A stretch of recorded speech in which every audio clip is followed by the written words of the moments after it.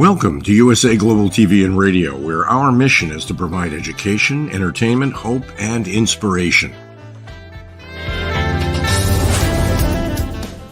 USA Global TV and Radio connects you with experts and audiences all around the world every single day to help you succeed in business and to live a richer life. Visit us at usaglobaltv.com to learn about career and life-changing training and mentoring programs like the Listening Mentor. Subscribe to our newsletter to stay informed about our special programs and offers. Discover how you can become a guest on one of our shows or a host or producer of a USA Global TV and Radio show of your very own. That's USA Global TV and Radio, where the doctor is always in.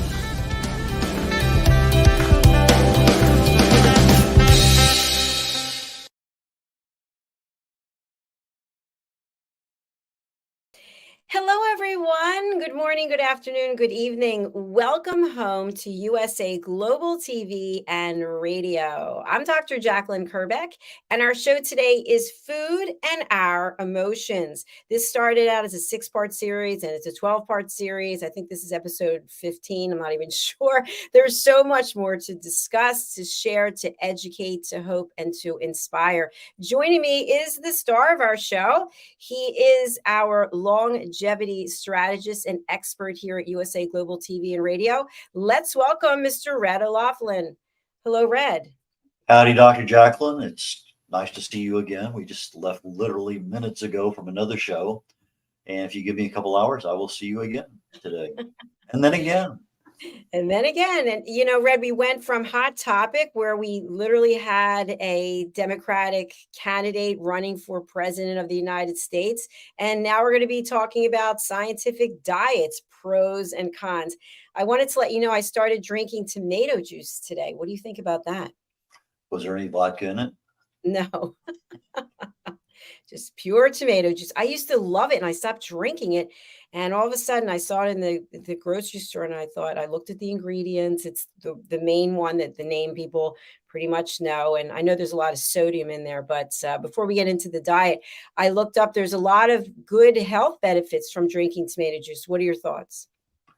Tomatoes are one of those foods that have a number of different benefits. And it's one of the few ones that if you cook it, it even adds more benefits to you than because sometimes you cook nutrients out of things. But from a prostate perspective, the lycopene in tomatoes, as you start making a tomato paste or a tomato sauce and you cook it, you're actually increasing that level from, at least from my research, that you don't get by just eating a raw tomato. Now, the processing of a tomato to make it into a juice, obviously, there's some level of heat and preparation for that. So tomatoes, I've found I like a tomato that when I smell it, I pick it up, it smells like a tomato. I like a tomato when I taste it, it tastes like a tomato. But there are too many of them nowadays that you pick them up, there's no smelling. You don't even know what you have in your hand. And unless you put, typically when I prepare a tomato for a salad or for just eating as a slice on a plate, I'll take about 15 minutes before I'm ready to eat. And I'll put a light coating of salt on it and probably a little bit heavier coating of pepper. And I'll just let it sit there and marinate for about 10 to 15 minutes. And that brings a lot of the succulent juices out so that when you're tasting something, you can actually suck some of that tomato into your mouth. And it tastes so much better than just a piece of something there that looks like a tomato, but doesn't smell or taste like a tomato. So, but that's what I do for my tomatoes. And I try to buy the big beefy ones, but sometimes they're not available. Other times I buy ripened tomatoes. They almost smell like a tomato. They certainly look like tomatoes. They look great. But there's so many things that the manufacturers, the growers do, because that tomato sits for a long time before it ever gets to the grocery store. And particularly in the wintertime, we used to be, you only get tomatoes a certain time. Now you get them all year long.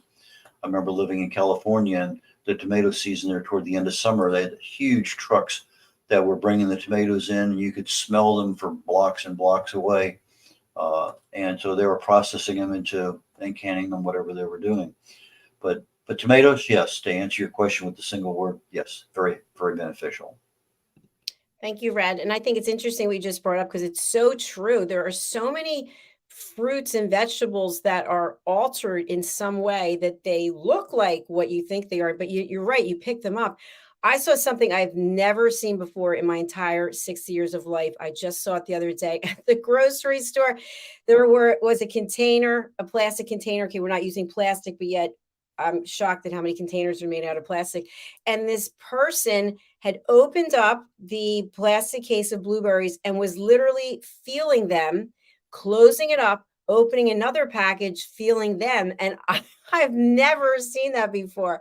So he finally settled on one package. And when I saw that he had been where he was, I went to the organic section and I got some organic blueberries instead. But yeah, people have a certain expectation for certain things, and you're buying something. Obviously, feeling things are one way of doing it. And if you pick up an avocado and you feel it, you pick up a banana, you feel it, you pick up certain things, and there's a certain feeling that comes back. But with blueberries or raspberries or whatever, you can generally see what you're looking at. You may not necessarily be able to smell it. There are some kinds of fruits that I mean, just oh my goodness, they're just guavas are one of my mom's favorites. She's been passed on quite a few years ago. But I can pick up a package of guavas, and there's the little holes there in the plastic, and I can smell that. And if they're ripe guavas, and you get that really deep guava smell, I just break out into a smile because I think of my mom. And it's just, but sometimes you pick them up and you're expecting them to smell like it, and you have to, what are you holding? They look like guavas, but they don't smell like guavas. And so, yes, I think a lot of people do have an expectation. And picking up a tomato, you can wash off the outside of that. How many washings are you going to do on which parts of the blueberries? I don't know. There's a certain amount of things you can do. Some fruits I do wash, some fruits I do not. Raspberries I do not wash, but most of the others I generally do. How about you? Yeah, that's a great question because if you think about it, I know people who don't wash their vegetables from, if you think of how many hands have been on a tomato, for example, and then I've seen people where the plastic bags that you're not supposed to use, they put them in. Otherwise, they're kind of rolling down the conveyor and then the checker picks them up and they don't even wash them. But I do wash all of my fruit, and I hate to say how I do it because I actually use soap. Well, from kids' perspective, they play out in the dirt, and their immune systems are so much better than those people who have been protected all their life because they've been exposed to all that. Their gut, everything has absorbed that. So there's some level to be said. Now, when I order iced tea in a restaurant, I say no lemon because that lemon has been touched and felt and carved, and you have no idea where that lemon's at. And if it's on the outside of the glass and part of it's in the liquid, I mean, there's enough problems with the iced tea anyway. I don't want to add any extra to it, so I just say no lemon. If they're sitting on the table and I can pick one up and squeeze on, that's a little bit different. But we don't even think about the lemon that's been handled by everybody, been cut up and sitting around, probably never ever been washed. It just came in a bag. Thank you very much. Cut it up and prepped it for whatever. But there's so many things out there that we don't even think about with regard to the foods we eat, and most of the time it's a non-issue. But every so often our immune system is a little lower and it becomes an issue. But what does this have to do with scientific diets today? Well, scientifically speaking, I feel like a lot of the produce is altered in some way. So, do scientific diets include scientifically altered food? Well, I don't know that you can find any food nowadays that doesn't have some level of scientific altering. Even organic stuff, because they're using organic fertilizers. Uh, I switched over to organic fertilizer for my yard about 10 years ago.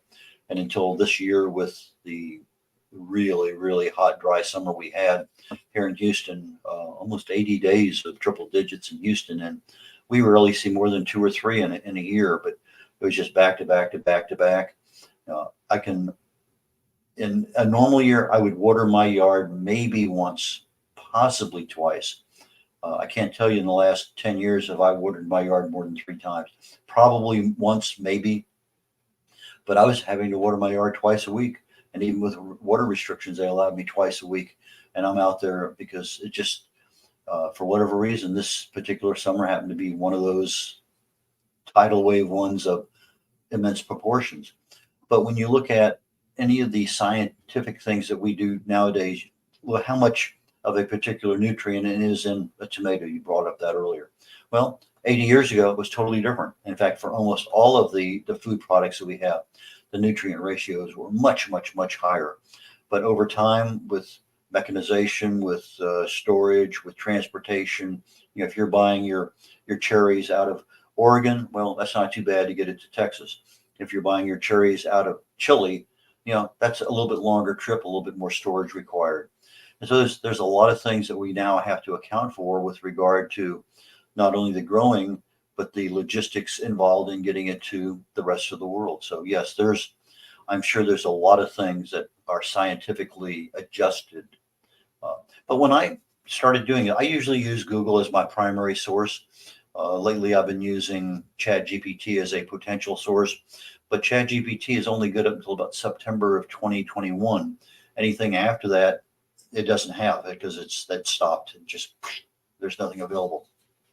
So if I pick a topic that's, let's say, UAW strike right now, what's going on right now? ChatGPT doesn't have anything on it because it's newer than what ChatGPT has in its database. But I also use YouTube.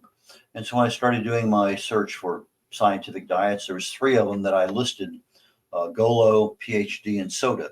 Those are the 3 that I really wanted to kind of talk about today. So I went into Google and I started doing my usual due diligence in preparation for the show. And what I came up with was, okay, what's the best scientific diets? Well, they came up with Mediterranean diet, DASH diet. That's the one to dietary approaches to stop hypertension, DASH, DASH. Plant-based diets, basically your fruits and vegetables, ketogenic, non-carbs, and Paleolithic, a little bit more in the same vein as keto. And I don't consider those to be really scientific diets. I thought they were interesting in many, many regards, but I didn't see the science in there. But then I guess you have to come back to, why do people diet? What do you think the primary reasons are? To lose weight. Okay. I think weight management is by far the absolute number one reason why people diet. But some people diet, and maybe diet's not the most correct word. Maybe it's a lifestyle choice of foods, but we use the word diet so often that it kind of gets blended in. But I think people adopt specific, whether it's a vegan diet or a keto diet or whatever kind of diet it may be, Mediterranean, it's for improved health. So they have, maybe diabetes issues in the family, and they want to be able to address that. Some people have a particular kind of diet because they want to have maybe enhanced athletic performance, and so they're using their foods as that portion of their lifestyle.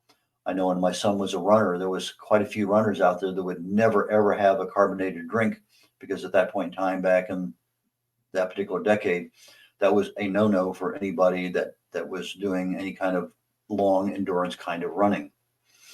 Sometimes our diets are chosen because of our food allergies or intolerances or sensitivities. We talk a lot about gluten intolerance or lactose intolerance. And so you can't have something that other people can have. So you got to really be careful about what you eat and where you eat.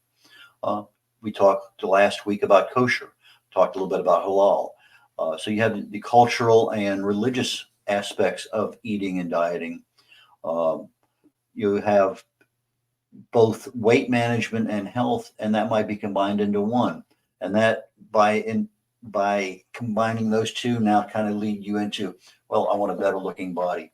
I have a lot of social pressure because I'm of a particular age group or social setting that I need to have my clothes a certain way.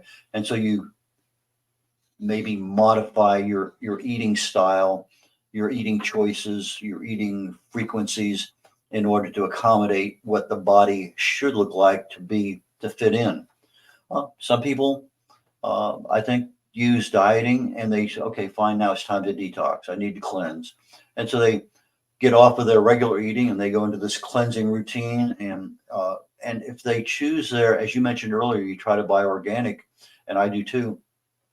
If you're not getting the toxins in the foods that you eat or the personal care products that you put on your body, the reason to detox and cleanse is not as important.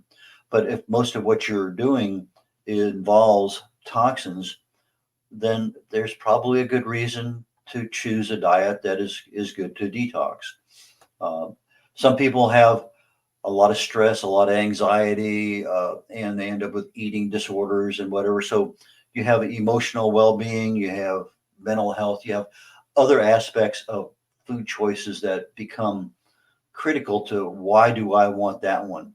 And then some people, depending on what they are, they just, I don't know what this kind of diet is. Let me just try it and see. And so they kind of experiment. Well, that tasted pretty good, or I didn't like that at all. And so there's a lot of different reasons why people diet. Can you think of any others? Maybe because they are helping someone else, they're being an accountability partner. Very good. I agree with that. Because if you're on the same diet as someone else and helping them along their way for whatever journey they have, yeah, you're putting yourself out because that's not what you want or need, but because you're helping somebody, absolutely, that's a very good reason to go on a particular kind of diet. And heaven only knows, you may find out you like it, or you may find out you'll never ever go on that one again. Absolutely. I mean, I went on Atkins for 6 years. I loved it. I didn't follow the nutritional aspect of it because 20 years ago when I was on it, a lot of the stuff that I learned from being on it wasn't readily available. I read 5 or maybe 6 different books on Atkins before I started. I wanted to know exactly what it was. There was some perils associated with low carb eating or no carb eating. I never experienced any, but as I found out later on, that because of the pH of the body with the kinds of foods that you're eating, the proteins and fats and no carbs, and even if you had the carbs, it wouldn't make any difference. You're loading the body up on acid, so your body becomes acidic, and as such, you're leaching calcium out of your bones. And over a period of years, I went from a place where I thought I had pretty good bone health. I mean, I'm a runner for decades, weightlifter for decades. I thought I was in pretty good shape, and I took a bone density test and found out no way, I was osteopenia and on the road to osteoporosis. And I couldn't figure out why. It just startled me. It wasn't until years later that I actually found out why, and what causes calcium to get into the bones and what causes calcium to come out of the bones are not the same. And so it's part of that awareness and education program. But I think on a scientific diet, what I expect when I hear the term scientific, and I think you'll agree with me to a pretty good degree, is there some research behind this? Is there some level of in-depth understanding of what is ongoing when somebody chooses this? Are there clinical trials? Has somebody actually done these with qualified scientists? And they know their fields. Like most doctors are not necessarily cognizant of the latest nutrition and other things in those fields. So I want people who are qualified in that. And then on top of that, I'd like to have it peer reviewed. In other words, just because you do a study doesn't necessarily mean it's good. You need to have people who understand the methodology that you did, so that there is no doubt. Everybody gives it a thumbs up. There's a good reason. And I think with a scientific diet, you want to have some level of reproducibility, that if I'm on this diet and you're on this diet and we're both on this diet to lose weight, to improve our health, to do whatever our goal is, that we should see the same end result. So in other words, if I lose 10 pounds and you lose 8 pounds, we both give it a thumbs up, because that says, okay, it's reproducible. It means something. There's been enough experimentation, enough studies, and they have consistency, similar results with that particular diet. And also you want to look at what kind of data was generated. In other words, data analysis from any kind of research is so critical. I fell in love with statistics a long time ago. I was a chemistry major, math and physics minor in college, my first degree. I took statistics as an elective in the sociology department because it wasn't offered in the math department. And I love statistics. In fact, I ended up working statistics on a regular basis most of my life. Taught it in college. To me, there's a lot in statistics that allow you to understand processes much better. But statistics, data analysis, trials, all of those things become part of the scientific method that I'm doing something. If I'm looking at two different studies and one had a random controlled trial and another one did not, I had to ask myself, well, why did they not incorporate the randomness in this thing? There's a lot of things there. What kind of sample sizes did they use? You hear things all the time about, particularly we just got finished with a presidential candidate on our last show. Well, here's a poll. Well, they have to publish the results of, well, how many Democrats did they do? How many Republicans? How many independents? And were they registered voters? Were they what? So in other words, you look at the sample sizes to say, well, that doesn't make sense, or okay, I agree. And then part of any kind of scientific study is the length of time. I think when COVID came out, they truncated, what typically would be a 5-year test on a vaccine because of the necessity with our healthcare system, right, wrong, or indifferent, doesn't matter. A decision was made. And they said, okay, this works. But as the trials went on, they found out that, yeah, it worked great for the first couple of months. So we're getting fantastic results. But 7, 8, 9 months down the road, the efficacy of that particular vaccine waned significantly and it became less than desirable. And they talked about, well, we have all the scientists agree. Well, just because you have a scientist agree on something doesn't necessarily mean consensus of everybody out there. And consensus is something that, if 1 + 1 = 2 and everybody agrees, I get these two items as 1 plus, but sometimes we don't always see the same thing. So there's just a lot of things that are out there all the time, and it needs a continual evaluation. So as I'm looking at things, and I started looking at 3 different things that I see on a regular basis, and I'm not talking about the Mediterranean, I'm talking about Golo, PhD, and soda. So if I look about Golo, that's something I hear quite often in my neighborhood. Is it have you heard of Golo? Is that something you've heard of before? I have, yes. Okay. And, it's a way, it's not too expensive. And I look at it and, it's an interesting one. They talk about Golo for life, but they're shipping you out nutrients in a bottle at generally 3 to 6 months or 9 months. And they say, people took this thing in a study done when, they lost this much or this many inches or whatever it may happen to be. And you come down, okay, what exactly is it? Well, it's a bottle of pills and it costs you, $60 or $100 or whatever it may happen to be. And then you say, well, what do I expect out of this thing? And so you come down, you do a little bit more research and you find out, well, they're giving you some extra, they call it patented formulation of some kinds of ingredients, minerals, vitamins, etc. And they're generally organically grown, chelated minerals. And okay, so fine. So if I stick with what they call affordable foods like eggs and poultry, fish, fruits, meats, and some grains, potatoes, bread, that they're trying to get you to eat a healthy diet, but they're also giving you something that is more than just this. So if I can change your lifestyle choices where you're eating whole, healthy foods, okay, I'll give you 2 thumbs up for that. No trouble at all.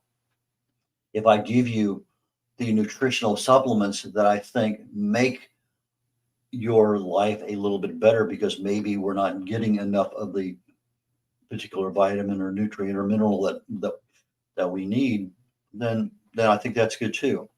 I've told you before that I take some supplements because there are some food groups I don't eat as much of, and other ones that I choose not to. In other words, I take vitamin K as one of my supplements. And one second, the vitamin K I take has two different monoquinones, MK4 and MK7. The one's a fast acting one, one's a slow acting one. And so I have the benefit of that vitamin K being available for 24 hours versus the next couple three. But vitamin K2 is very important to me from two reasons. Number one, for removal of plaque from my heart, valves, and arteries, but also to help get calcium into my bones, because without vitamin K in my system, if I can get calcium into my bloodstream, which is not difficult, but most people cannot do that because of their choices, then if I don't have the vitamin K, the calcium is going to end up as plaque in my blood vessels and arteries, not in my bones. Vitamin E is 8 different kinds of molecules. No single food has all 8. So if I'm taking something, I want to make sure that I'm taking mixed tocopherols and mixed tocotrienols, because now I'm getting all of those. And if I have literally that much of, I think it's alpha tocotrienol, it activates a part of the brain that if there's an obstruction, it will allow the blood to flow around that obstruction. It's called audiogenesis, where it actually creates a new blood vessel. The brain has a lot of these options where it's a collapsed blood vessel, and you just shunts the blood right around it. So you end up literally, you have a stroke, but there's no side effects. Now, is that something to take to the bank? Well, I think so, for at least from the studies I've read, from the papers I've written, from the speeches I've given, that it's something to me that I want to have as much of that as I can in my body. My heart grew 2 brand new blood vessels around a blockage. My left anterior descending artery, called the widowmaker, became 100% blocked. Well, my heart over time actually created 2 brand new blood vessels, one around the front of the heart, one around the back. And so through autogenesis, I was able to create additional blood vessels that when that blockage occurred, I was able to not be part of the 90% of people die because that particular widowmaker artery became blocked. So there's a lot of things in our bodies that can happen, but we need to know why they are. So if I'm looking at a scientific diet, and Golo is relatively priced, I don't think it's too expensive, less than $100 a month. Not too bad. It offers some guidance with regard to food you eat. Okay, I can see that. Is there science behind it? I think they're using the word science and kind of incorporating it into, well, if you do this and this and this, our scientists say that. Well, okay. But again, do I need somebody to tell me to eat fresh, whole fruits, vegetables, meats, healthy fats? No, I don't. Do I need to spend, $60, $100 a month on supplements? Now, I may need to spend 20. Do I need to spend 60? I don't know. So there's a lot of things there. Your thoughts? Yes, I wanted to just jump in. Sitting here are my supplements, Juice Plus. So I love these, and I'm a distributor. Just have to say that. But there are 4 different boxes, and I'm a distributor under Roland Friedel. And with us is Constance Stringer, who is one of our team members here as well. And I love them. I take them 2 tablets of each of them every day. And I know that means that you can't just say, well, I'm not going to eat healthy. I think a lot of people think, okay, I'm going to do whatever I want, and then I'm going to take supplements, and then they're going to fix the issues. And as we know, that's not the case. You still have to eat healthy. But Red, one thing I want to share is, and I might get a lot of rocks thrown at me for this, I don't know, but based on everything that I've been going through and that I turned 60, I have been beating myself up for years about my weight, obsessed with what my weight is. And I just decided that instead of looking at it like that, I'm going to look at how strong I am. And that's what I'm focusing on, my muscle tone, how strong I am. And I've taken a lot of what you've taught me over the years about nutrition and longevity. And so I'm eating 2 meals a day instead of 3, and I'm using the salad plate. And the one meal may contain food that is not on the accepted list, such as pizza. I know you're not a pizza fan. I love pizza. I love bagels. I had given them all up, but I'm having it. And the other meal is extremely healthy. And I've got my supplements. I'm getting really good sleep. I'm getting really good exercise. So I just decided to stop beating myself up. One of our team members, Trish Robichaud, she said an analogy that really resonated with me, and I'd love to know your thoughts. But if you think of a rock or a shell or something that's on the sand, and the ocean continues to come in and hit it over and over and over again, it's going to be changing its shape. It's not going to be as vibrant. Maybe it's not going to have the detail that it had. And that's what we do to ourselves. We literally drive ourselves crazy, beating ourselves up about our weight and all these different diets. So I don't know. What are your thoughts about it? Well, I guess it depends on what your goal is in life. I mean, my dad used to think that the worst thing that could happen was to die. And I would tell him periodically, I said, to me, the worst thing to happen is have somebody have to change your diaper the last 5 years of your life. I think most of us would agree we don't want to be a burden on other people. And so if we have a good, healthy retirement where we're able to do the things we want to do, we can drive to where we want to go, we can pick up the things we need to do. We're relatively immune from the diseases that other people get as they get older, then I think that we've accomplished a lot because we're living a life that we can enjoy. And if you're strong enough and you have the balance, you have everything that you're able to stretch and not hurt yourself. Why not? I mean, that to me is a very good goal. Just to look good, but have diabetes and congestive heart failure. I look good, but you can't do what you want to do. You can't travel to where you want to go. Maybe there's some restriction on your driving because of issues. There's just so many things there. So to me, if I want to live to 100 years of age, I want to be able to be functional at 100 years of age and not have to be living in a home, not have to worry about somebody coming in to take care of me, to cook for me, to clean up, whatever may happen to be. So to me, it's more important to be functional and not reliant on other people. That's just my way. What are your thoughts? No, I agree with you.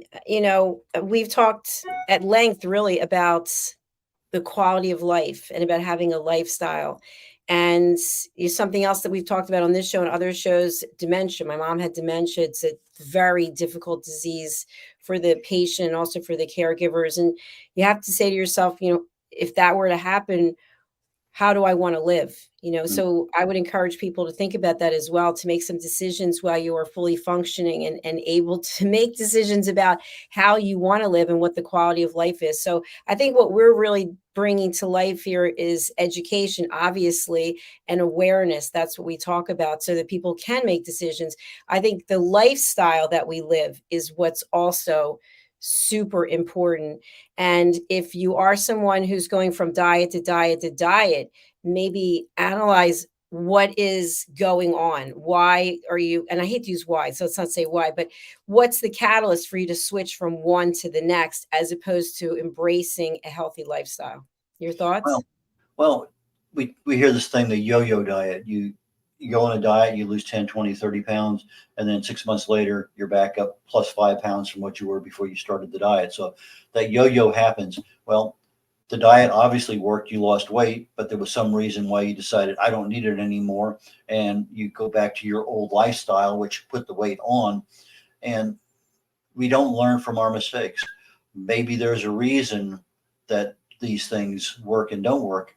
And if okay, if I'm eating pizza and bagels 3 meals a day, maybe I have to expect I'm going to be 30 pounds overweight. But if I'm not eating that, maybe I'm just having it on a Sunday afternoon, every other week, because I need to have that taste in my mouth, that unctuousness, that flavor. I get it, but I don't necessarily get it every single day. Or maybe I only need a bite, and so I take a bite out of something and whatever it may have to be. But the food issue is something that we fight all the time. And again, do you have a goal for what you want? And are the choices you're making going to get you to that goal? Now, we talk about on this show and on other ones what makes a healthy lifestyle. And it's more than just the food. Now, the food obviously has a certain caloric and nutrient value that comes in, but you also have exercise, and it's more than just cardio. You got strength, you got balance, you got stretching, you got a lot of different aspects of exercise. You got stress management. Stress is one thing that will add inches around your waist faster than just about anything else.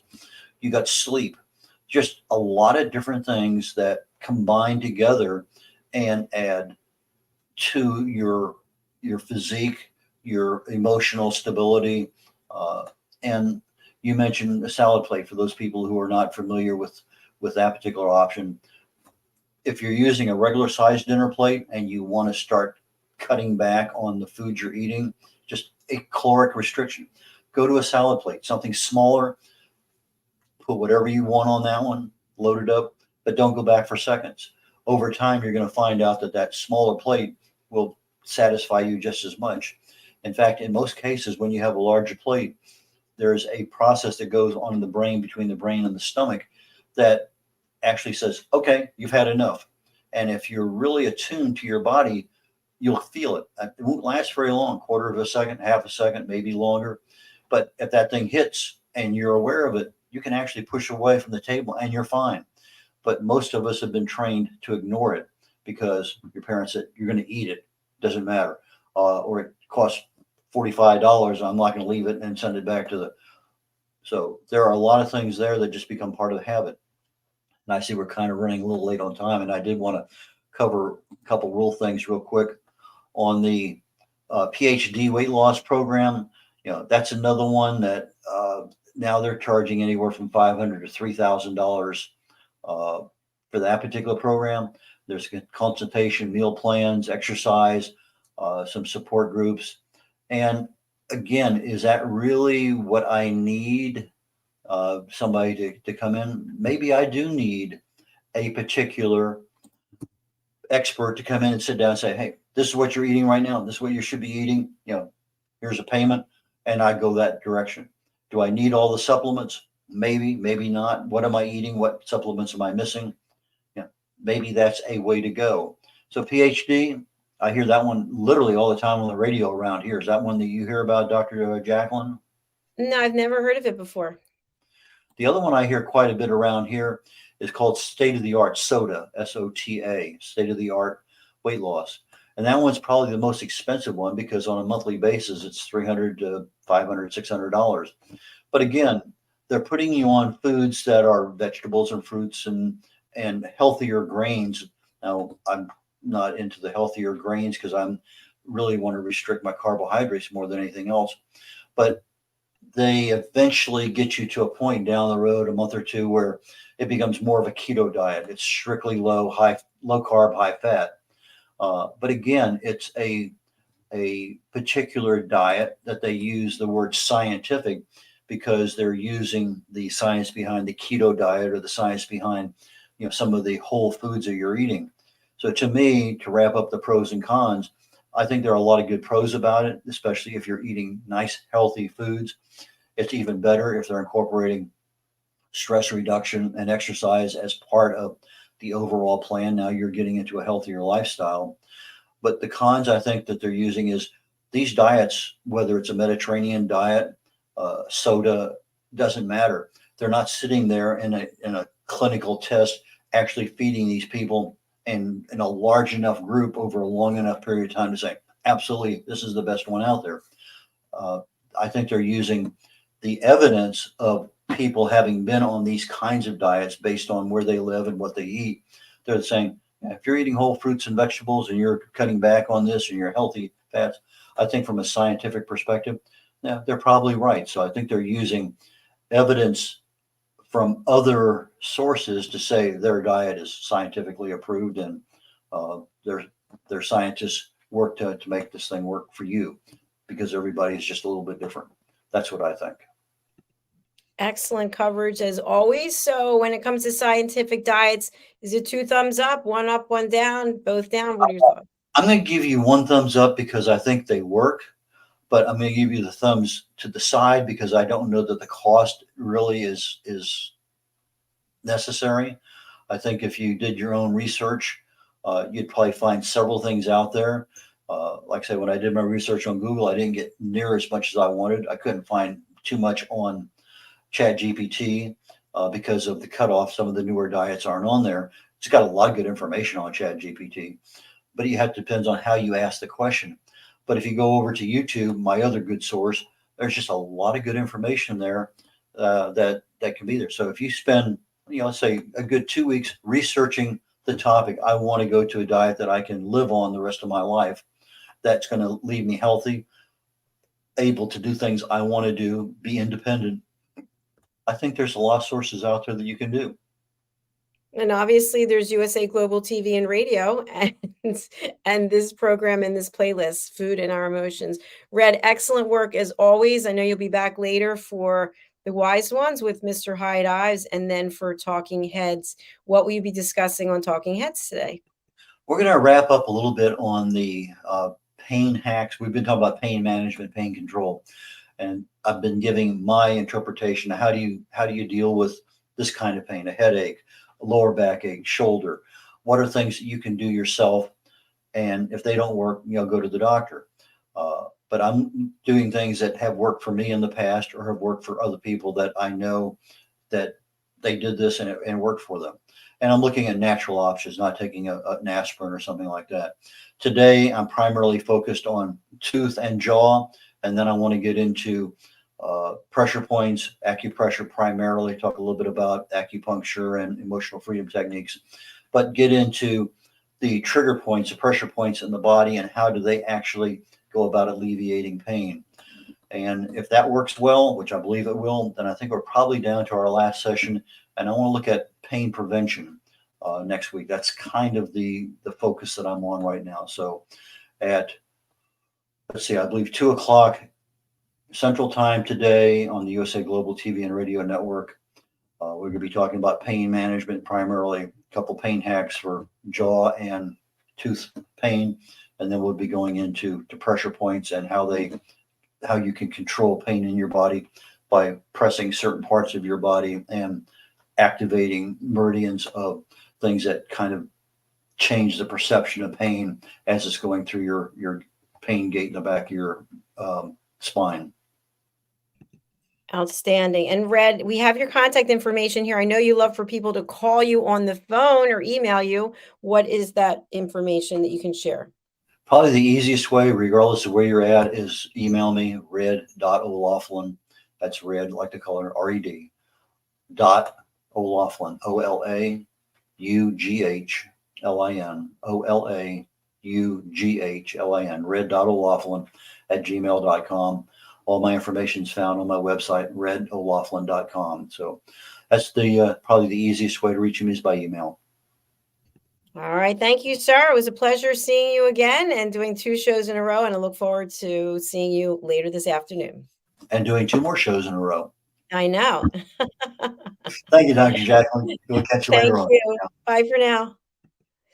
All right. Thank you, everyone, for being here today. I just wanted to mention, if you would like to be a guest on our show, it's so easy. All you have to do is go over to our website, which is usaglobaltv.com.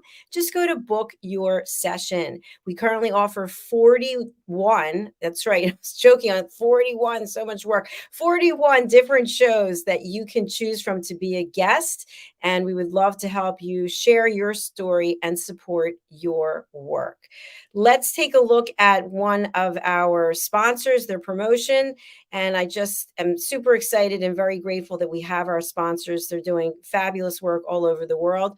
So let's first look at Zane Carson Carruth and her sponsorship. Thank you. Hi, my name is Zane Carson Carruth, and I'm the author of this book, The World's First Tooth Fairy Ever.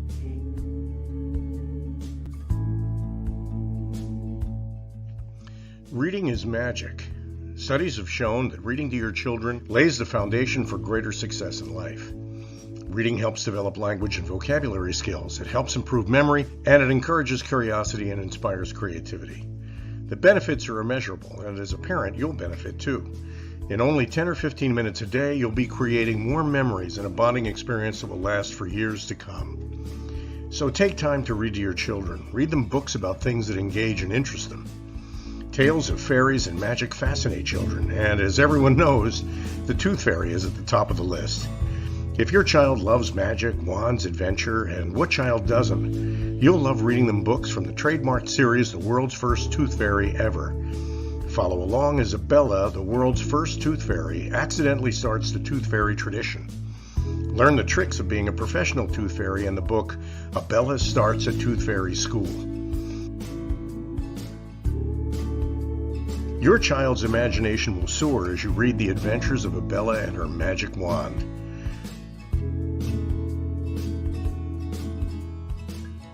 These wonderful books are available at worldsfirsttoothfairy.com and at Amazon, Barnes & Noble, and Walmart.